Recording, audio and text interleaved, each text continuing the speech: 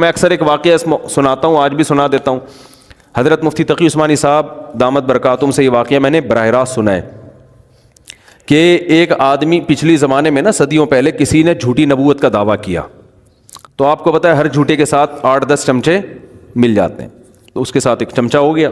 تو جھوٹی نبوت کا دعویٰ کیا اور پھر یہ لوگ سفر کر کے کہیں جا رہے تھے. تو کوئی ایسے سردیوں کا علاقہ تھا، ایسے ٹھنڈے جگہ پہ پہنچے جہاں بہت برفانی ٹھنڈ اور ہوا کے جھونکے، جس میں سردیوں میں ہوائیں جن علاقوں میں چلتی ہیں بہت کڑاکے دار سردی ہوتی ہے. تو اس جھوٹی نبوت کے دعوے دار کو نا اذان کی آواز آئی، اور اس اذان میں مؤذن کے الفاظ تھے اشہد ان محمد الرسول اللہ، میں گواہی دیتا ہوں کہ محمد اللہ کے رسول ہیں صلی اللہ علیہ وسلم. اشہد ان محمد الرسول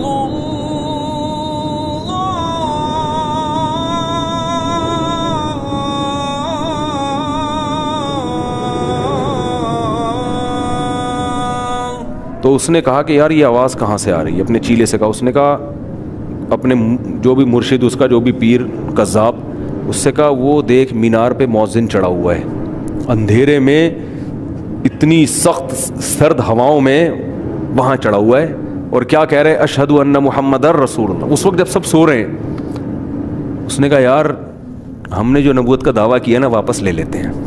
ٹھیک ہے نا، ہم نے جو دعویٰ کیا نا نبوت کا، بہتر ہے کہ ہم اس سے کیا کر لیں، رجوع کر لیں، کیونکہ یہ پروٹوکول کسی سچے نبی کو تو مل سکتا ہے کہ رات کے آخری حصے میں عرب سے اتنا دور اندھیرے میں اٹھ کے سردیوں میں ایک آدمی کھڑے ہو کر محمد صلی اللہ علیہ وسلم کی نبوت کی شہادت دے رہا ہے.